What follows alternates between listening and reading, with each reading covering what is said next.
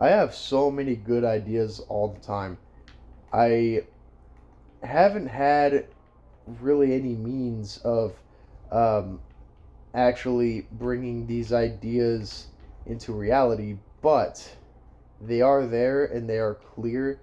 I have visions, I have plans if life ever permits me to actually go through with them, and I'm fucking psyched that I'm in a point in my life where I can actually like tend to these goals. Um, One of these ideas, it's a horror comedy called Night. No, not Night. Fuck. Well, I mean, actually, that's a different one, but it's gonna be called Revenge of the Cumsock, right? So essentially, the idea for this movie is there's this like college kid who has no friends, he has no hoes, he has nothing.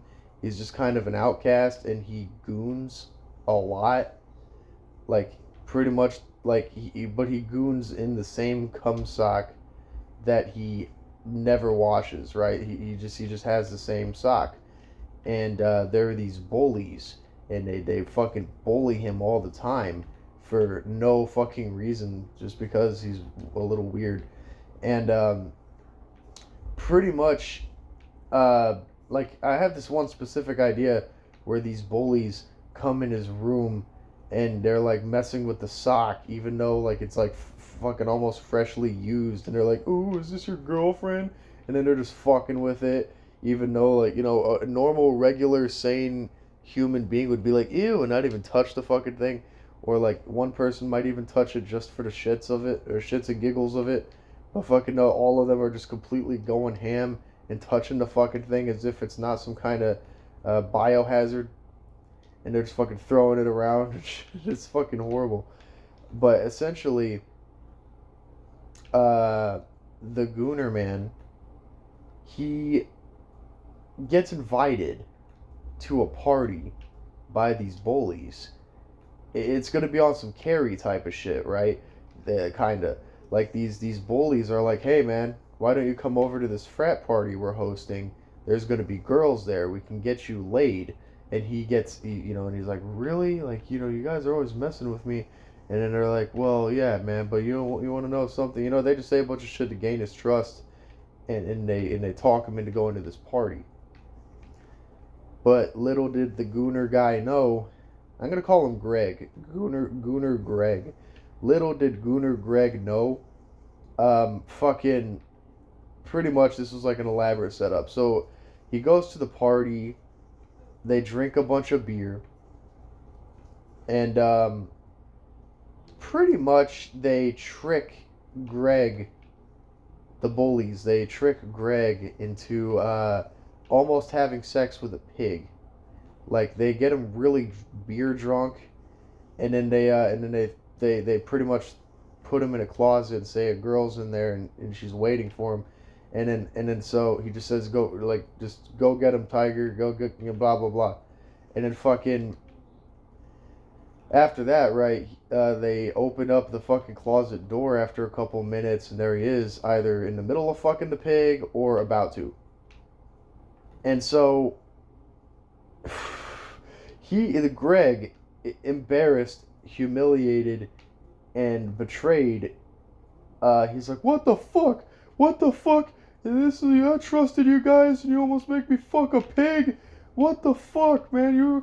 I shouldn't have fucking listened to you. I should have known better. I should have known," or whatever. And the next thing you know, right, he's going on this little fucking angry speech, and then there's this fucking little little cabinet in the wall, I guess, or kind of like like a case, like, they had, like, how there's fire extinguishers, and how you have to break this a piece of glass to be able to get to it.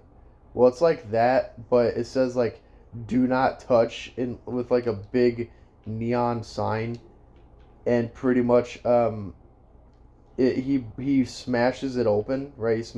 He breaks the glass open, and then I'm sorry, I'm half drunk, and I'm also on Raw at War right now. I'm on Derice, so I'm a little focused on multiple things. But essentially, he cracks the glass open, and there's an artifact in there with another little sign inside there, like a piece of paper or something, and it says, "Do not smash this on the floor." And then he just fucking smashes it on the floor. And the thing he smashed on the floor turned out to be like an ancient Native American artifact. And then it is revealed that the fucking college and the grounds of the frat party were all built on fucking a Native American burial ground. So when Greg smashes the artifact on the floor, it summons an evil spirit. So, but nobody knew. Pretty much, he just thought he just fucking smashed some bullshit. And so Greg goes back home. He's walking by himself during a thunderstorm, just fucking mumbling to himself and yelling, I'm so fucking stupid, man. I'm so fucking stupid." Drunk off beer, with his fucking pants still at his ankles. And then he goes back into his dorm room, and then he's like fucking abusing the shit out of that sock, just angrily jacking off to like a fucking picture of like one framed photo of the bullies, like for some reason, like just angrily spanking his monkey in the sock. And then he just busts one in there, and then he throws the sock at the window, and it just kind of passes out. And then as he's passed out, there's like the thunder's going crazy, and the like a lightning bolt hit, like fucking just like breaks through his fucking window, like obnoxiously, while he's sleeping. And it brings the Comstock to life, where the Comstock pretty much like slithers out of the window, and it's taken over by the Native American evil spirit summoned by breaking the artifact. And so throughout the movie, the Comstock is like slowly killing off. At first, it kills all the bullies, but then it starts like killing random students.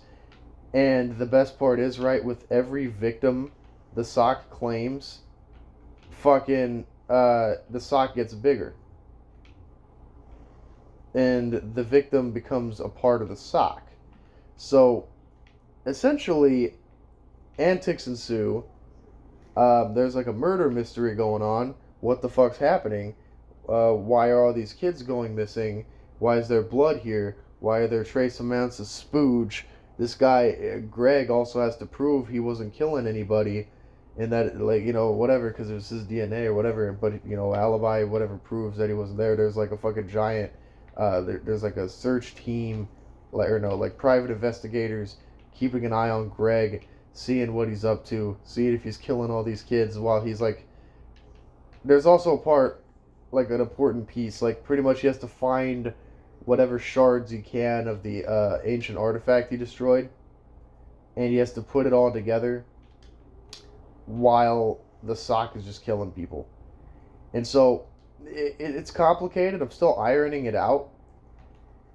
But by the end of the movie, Greg has to fucking like use the artifact to kill the giant sock,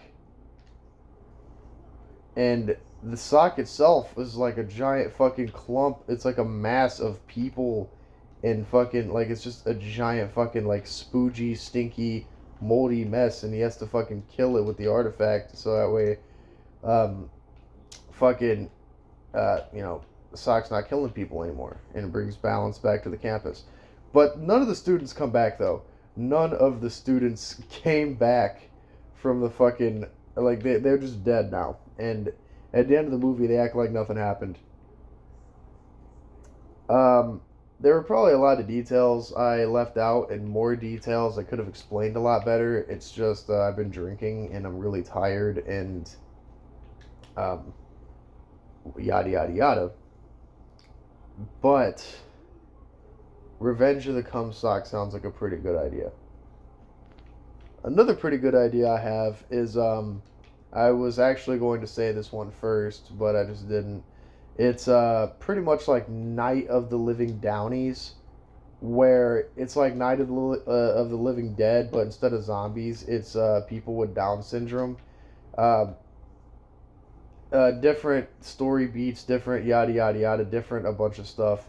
Like like pretty much like the grilled cheese factory exploded, and a bunch of people with Down syndrome telepathically knew that the grilled cheese, like it makes all the grilled cheese as if like people can't do it in their house, like as if you can't just do it in your kitchen with a fucking pan, butter and bread and cheese, like like pretty much like the grilled cheese, like the main output of grilled cheese is gone. And so the Downies are attacking people and infecting everyone with Down syndrome, and they're in the woods, man. The Downies are in the woods. It's so stupid. But it's essentially Night of the Living Dead. But except like, but I don't know how that would work. Like that would probably be a good cartoon, but like imagine rounding up a bunch of people with Down syndrome that are just like slowly walking up to your house and going, and some of them are naked, and and like, and then they're essentially, what they do also is they turn their victims into Down syndrome people if they don't make them into grilled cheese. Like they're just making people grilled cheese. I don't know how I would make that work. It's definitely a fucking animated thing. Uh, I'm on Derice still. I don't know if I mentioned that. I'm on round 10. I just turned one of the generators on. Or I just hit one of the... Ooh, Carpenter? That's fucking useless. I don't know, man. I think about this stuff all the time. I have like a bunch of little anthologies. Oh, yeah. I have another horror one. It's like on some Twilight Zone type shit. Essentially, okay, get this. Um, Essentially, it's about a kid who wouldn't eat his vegetables. Like this is like some weird, like the feel for what I'm trying to go for here is like a kind of like one of those like have you ever woken up before and reality hasn't loaded in yet and you're just half awake and it's like your fucking brain is just going haywire and things are just fucking crazy town, like you're not quite dreaming but you're not exactly awake either. Like that's the feel this is supposed to go for. It's supposed to be like some nonsensical dream or like some fucking like early AI feeling kind of stuff. It's hard for me to explain. But essentially this kid um is refusing to eat his vegetables, right? His parents were trying to get him to eat veggies, specifically broccoli, and he just won't eat the broccoli, right? Antics ensue.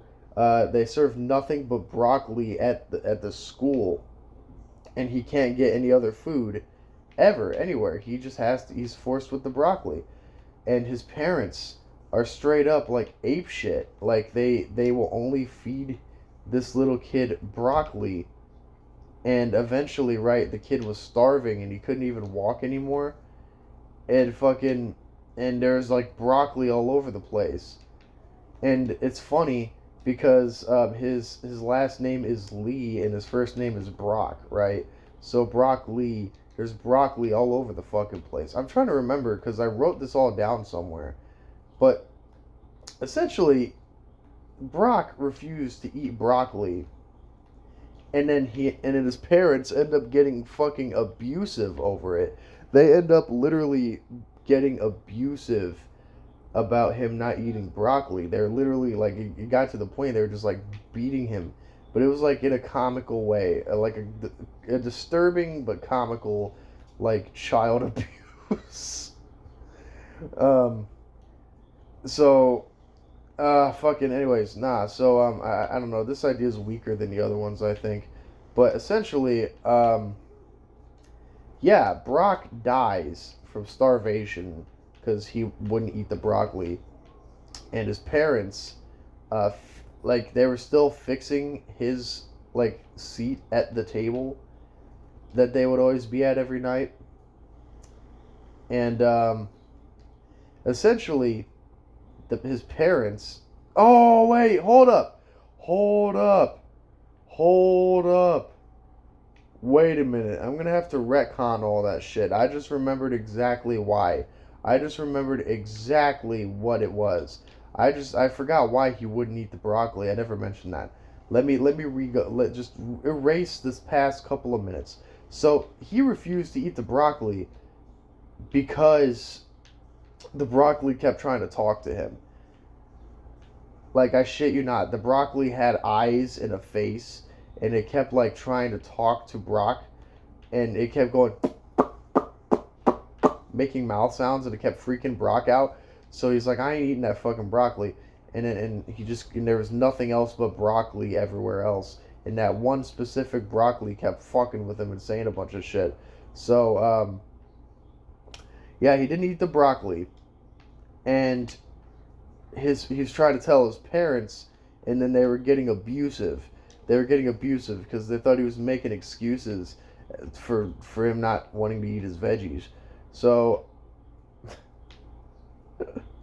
so yeah, pretty much his parents were fixing Brock's spot at the table as if he didn't die, and they didn't believe that their son.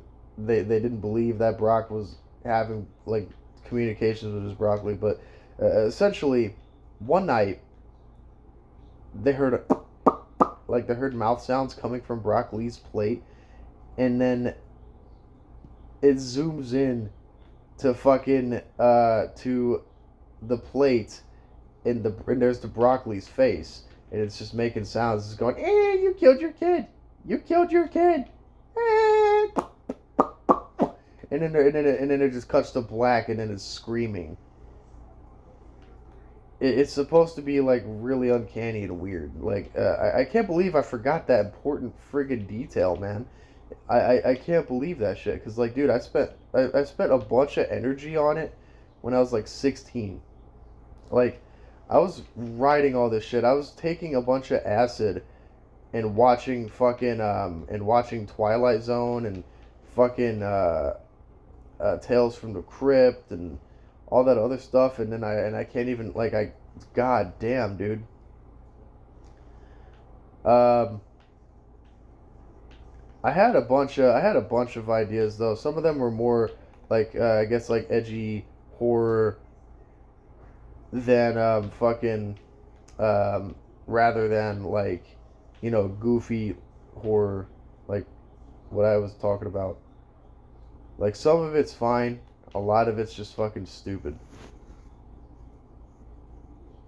I think another one I had was essentially, god damn, I'm waiting for a dog round.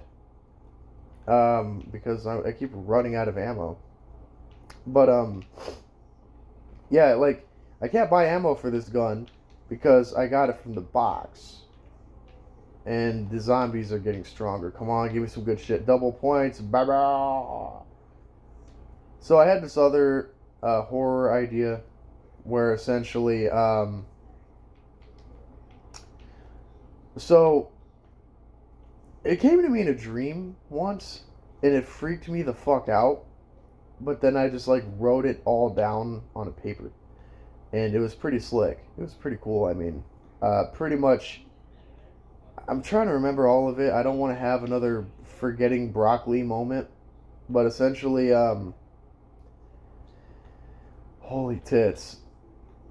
So essentially, these two kids move into this nice suburban neighborhood, and and like pretty much they were getting bullied. Oh god, I just got cornered. Fuck, dude, I gotta buy Jug all over again. I gotta get another quick revive. Uh, Nuke, fuck you. All right, time to get Jug. Time to get. I'm on round 14, man. I'm going pretty strong right now. Anyways, nah. So yeah, okay. So pretty much these two kids move into this neighborhood, and immediately they kept getting screwed with by this bully, And essentially, this bully kept messing with them constantly, and their parents, right? These two brothers, right? Their parents, they're like so fixated on meeting the neighborhood and meeting the community and whatever, and they're so fixated on it. They were like their parents were borderline obsessed with it. So, um, pretty much, this was like a big point of it. Pretty much, what happened was the bully was like huge, beating up these two kids and shit, and like following them around and stealing from them and like jumping them. I guess even though he's one dude, he was like fucking a one man army or whatever. So pretty much, there was a point where these two boys were trying to go to an arcade, and they get chased out of the arcade by this bully because they foiled the bully's attempts. And essentially, they end up like walking the bully into this trap, and they accidentally kill him by literally dropping a giant fucking like a vat of acid on top of him. Like they didn't know it was like a fucking like a not a vat but like a barrel of acid. They didn't know what was in the barrel. The only thing they knew was that it was pretty much like it was just a barrel. So they thought they would have just knocked him out and then escaped, right? Because he was like relentlessly following them around. So essentially, he fucking like the fucking barrel just like breaks on top of this mountain of a dude and literally melts him into goo. And the two kids are freaking the fuck out because oh shit, we just killed this guy. Oh god damn it, no! And then so they made like a vow not to ever talk about it, and then they go back home where the neighbors were having dinner with their family, just to find out that the neighbor kid was the bully. Like how fucked up is that? And there's no real like it's just like I guess like more like based on like that kind of feeling, which I imagine not. I hope not a lot of people have to deal with ever. But just like making like the worst mistake ever, and fucking whatever. I think maybe that was like a subconscious thing, because like I was just going through a lot of shit at that time, and when you're a teenager you're a dumbass. So like I was a teenager, but that's pretty much like all I really have to say. I like yapping. I don't like talking in circles as much as I do, or like not making that much sense. Like, or just whatever. I'm kind of retarded, but it is really awesome sometimes having like all this like just for no reason, just like being able to like evoke. Oh fuck! I got knocked down again, dude. That's my second quick revive, dude. This is gonna be my last one. I don't know. It just feels nice, like having that creative energy. Cause like there's so many days where I'm like worried about like being boring. Hang on. One round 16. I'm doing very swell. All right, that's it.